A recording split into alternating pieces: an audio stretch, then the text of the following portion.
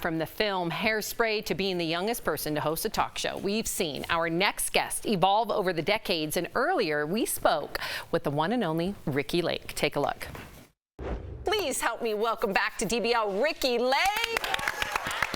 Hi, great to see you all.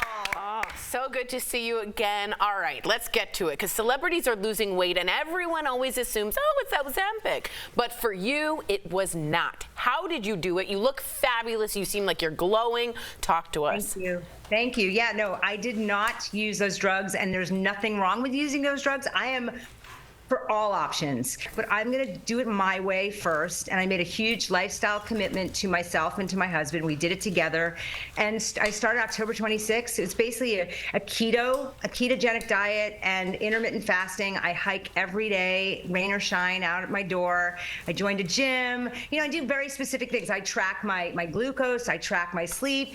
And I sort of thought of it like a job. You know, I wanted to like I'm living, it's not hyperbole to say that I'm living my best life right now. Let's talk about love, because you found love again. Never do that again. Yeah, you should never make that. I'm going to do it again just because they told me not to. Let's talk about love. Love, capital L, yeah. Yeah, you found love in your 50s. Congrats. So did you ever think you would marry again, and how did you guys meet? It's so funny that it turns out I'm the marrying kind. I didn't know that. Like, I do like commitment. I do, I honor this like union that we have. And I literally have met the best of the best person for me. And, and not too long ago, I lost my last husband to suicide and bipolar disorder.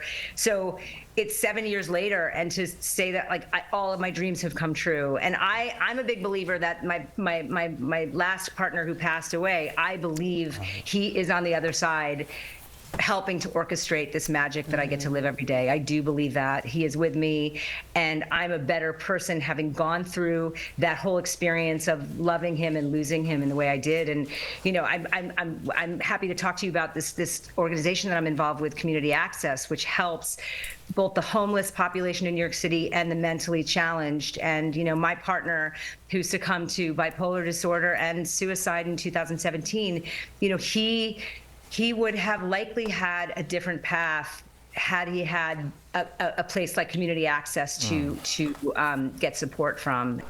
Well, first of all, you've done so much in your career, from acting to producing to hosting. Now, as a child, I would watch your show and then take a card and go into the bathroom and practice how to interview people in the audience. Who didn't do that? Yes. So we grew up together. So why do you say that this decade is your best one yet, when we've seen you in all of these beautiful iterations?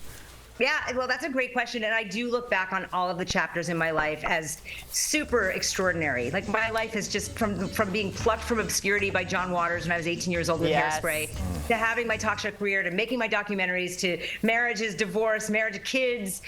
This time, it just feels like this is like the fruit of my labor. Like I'm not working full time, so I have a lot of downtime. I built this home that I live in. This is on the top of a mountain overlooking the ocean. I'm sharing my life with this beautiful king that is so much fun. And it's just like it's a quieter time for me. Like, I get to do passion projects, and I get to focus on us and our relationship. I feel like we get to play, and we're in our 50s. It's just like, I feel like we're beating the odds, and it's like, age is just a number, and I do feel like I'm in the best shape of my life. I'm the happiest I've ever been, and I'm also really proud of what I've done in the past. Like, I don't feel this need to do more, to stay relevant. I just feel like I'm on this very sweet path right now. May is Mental Health Awareness Month, and you did mention it before, but we want to know, what are you doing with the nonprofit Community Access? I know this is an issue that's very important to you. Yeah, Community Access is an incredible organization. They're celebrating their 50th year this year. They serve all types of people in the tri-state, in the New York City area.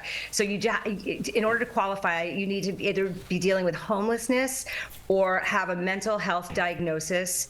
And they provide housing. They acquire properties and build buildings. I think they just opened their 21st building this year. Wow. And they provide affordable housing for not only for these people that are coming out of the shelter system, they have families of their own, own, but also community building. So they have job training through the Howie the Heart program. It's so inspiring, you guys. I went and visited and spent the day at different facilities to see what they offer this community. And it is, I mean, we need thousands of community accesses around the country. But what they're doing in New York City is so amazing. I was brought to tears multiple times over the day. Well done. It seems like the template, and I have to say, being of service definitely lends to your happiness factor. So kudos to you, Ricki. DBL Nation, if you know someone who is struggling with mental health issues, please visit NAMI.org.